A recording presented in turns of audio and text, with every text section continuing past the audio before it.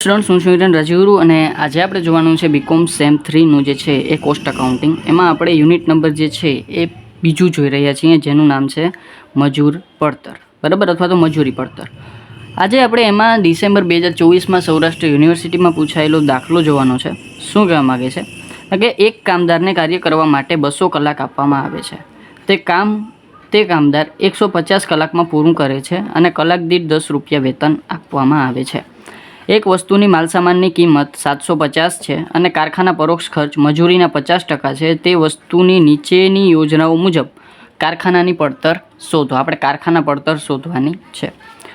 સમય વેતન, કાર્ય વેતન, હેલ્સી વેતન પ્રથા અને રોવેન વેતન પ્રથા મુજબ આપણે છે એ કારખાના પડતર ફાઇન્ડ આઉટ કરવાની છે. તો પહેલાં તો આપણે બધા અનુસાર મજૂરી કેટલી આપવી પડે આપણે એ નક્કી કરવું પડે. તો પહેલાં આપણે જે વસ્તુ આપી છે એ વસ્તુ આપણે જરાક નોટ ડાઉન કરી લઈએ. કાર્ય કરવા માટે 200 કલાક આપવામાં આવ્યા, એટલે કે પ્રમાણ કલાક આપણને આપવામાં આવી 200, બરાબર છે. કામ જે એ 150 કલાકમાં પૂરું કરે છે, બરાબર. તો કામદાર છે 150 કલાકમાં કાર્ય પૂરું કરી નાખે તો ખરેખર કલાક કેટલી થઈ? 150. પછી એને એમ કીધું છે કલાક દીઠ વેતન આપણને 10 રૂપિયા છે, તો કલાક દીઠ વેતન આપણે 10 રૂપિયા લઈ લીધું, બરાબર છે. હવે એને એમ કીધું છે કે ભાઈ માલસામાનની પડતર, તો એ તો આપણે જ્યારે છે એ પડતરની ગણતરી કરશું, બરાબર, કારખાનાની, ત્યારે આપણે જે છે એને ધ્યાનમાં દેશું. અત્યારે એને ધ્યાનમાં દેતા નથી. હવે આપણે પહેલાં તો મજૂરી ફાઇન્ડ આઉટ કરવી પડશે બધી વેતન પ્રથાઓ મુજબ, બરાબર છે. તો પહેલાં તો આપણે જે છે એ પ્રમાણ કલાક, ખરેખર કલાક અને કલાક દીઠ વેતન, અને પછી આપણે એક વસ્તુ છે એ શું છે તો કે બચાવેલ સમય,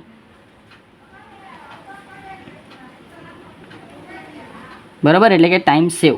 કેટલા છે તો કે 200 કલાક આપ્યા હતા, 150 કલાકમાં કામ થયું છે, તો 50 કલાક આપણા બચાવેલા થશે. હવે પહેલાં આપણે જે છે એ સમય વેતન પ્રથા મુજબ છે એ મજૂરી નક્કી કરી લઈ, બરાબર છે, વેતન નક્કી કરી લઈ. પેલું છે સમય વેતન પ્રથા,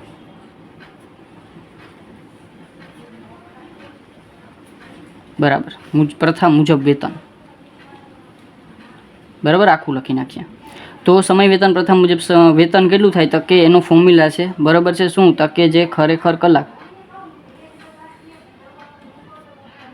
સમય અને એને ગુણ્યા કલાક દીઠ દર,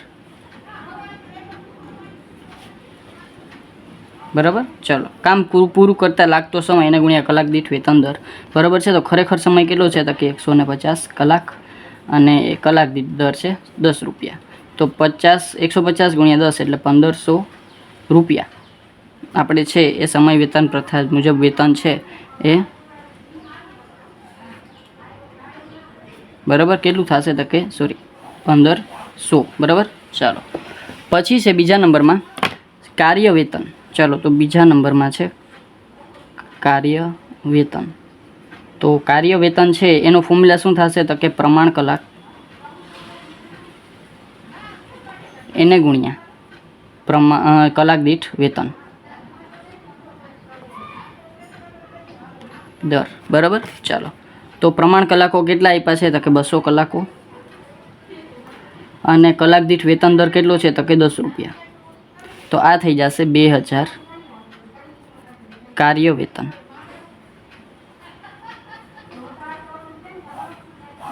બરાબર છે.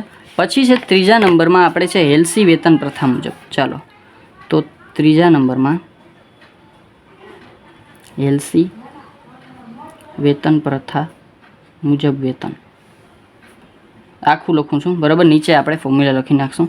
હવે જો આનો એક મેં શોર્ટકટ કાઢ્યો છે તમને ફોર્મ્યુલા યાદ રાખવા માટે. હેલ્સી વેતન મુજબ છે ને, તો એના માટે પહેલાં આપણે શું લેશું તો કે પહેલાં આપણે જે સમય વેતન છે ને એ લઈ લેશું. તો સમય વેતન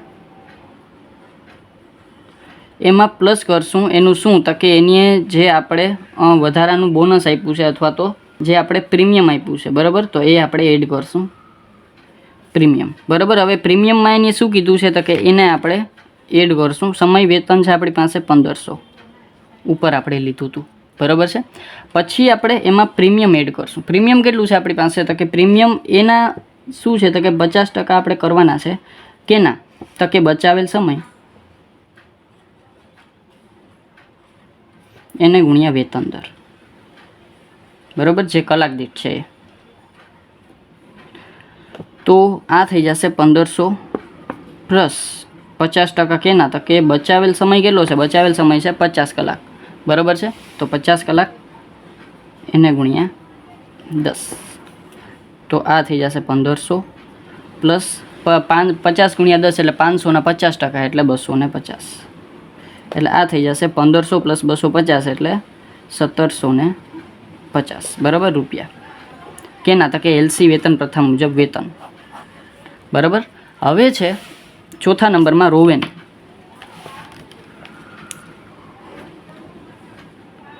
રોવેન યોજના મુજબ વેતન. ચાલો, તો રોવેન યોજના મુજબ વેતન આપણે કેટલું છે તો કે એનો ફોર્મ્યુલા આપણે લખવો પડશે. તો પહેલાં તો આપણે જે વેતન હતું, બરાબર, જે કાર્ય વેતન છે તો એ કરશું.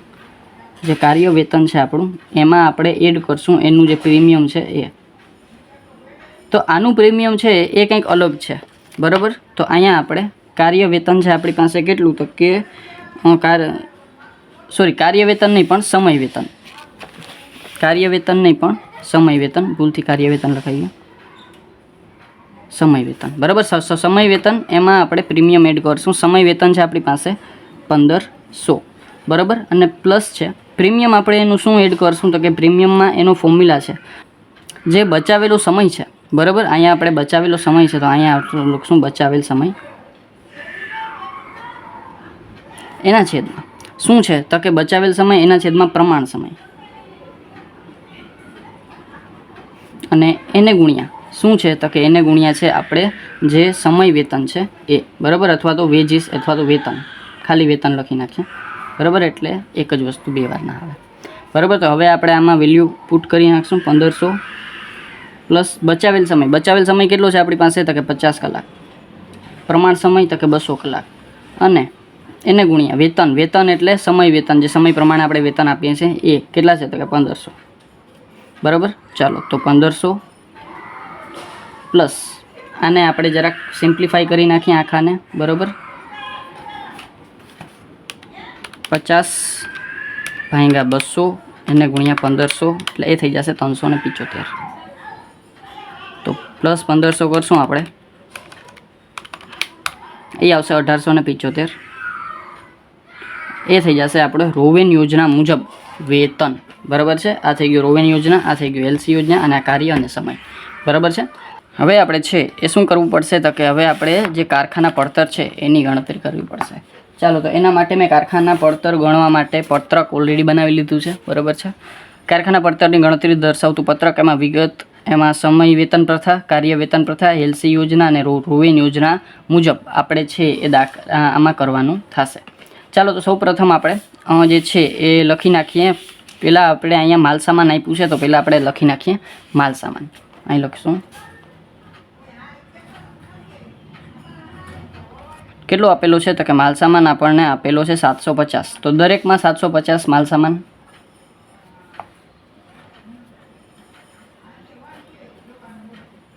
બરાબર છે. બધામાં 750 માલ સામાન લખી નાખો. પછી એને કીધું છે કે ભાઈ કારખાના પરોક્ષ ખર્ચ માટે મજૂરીના 50% છે, તો પહેલાં આપણે મજૂરી લેવી પડશે. તો અહીંયા આપણે લખશું મજૂરી. મજૂરી બધાની અલગ અલગ છે. સમય વેતન પ્રથા મુજબ 1500 રૂપિયા, કાર્ય વેતન પ્રથા મુજબ 2000 રૂપિયા,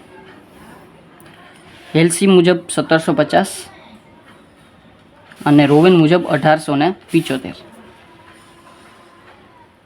હવે આ આવશે આપણી પાસે જે આવશે પ્રાથમિક પડતર. પહેલાં તો આપણે જે પત્રક બનાવીએ છીએ તો એમાં આપણે બધું વ્યવસ્થિત જ રાખીએ. પહેલાં આવશે પ્રાથમિક પડતર, આ બધાને એડ કરી અને નીચે લખી નાખશું 1500 પ્લસ 750 એ આવશે 2250. 750 પ્લસ 2000 એટલે 2750. 1750 પ્લસ 750 એટલે એ આવી જશે 2500. અને 750 પ્લસ 1875 એટલે એ આવી જશે 2625.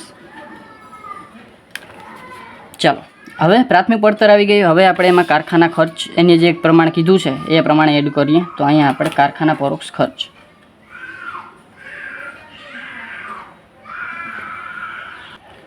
તો કારખાના પરોક્ષ ખર્ચ આપણને કીધું છે કે ભાઈ પ્રત્યક્ષ મજૂરીના 50% છે. તો અહીંયા આપણે પ્રત્યક્ષ મજૂરી 50%, બરાબર.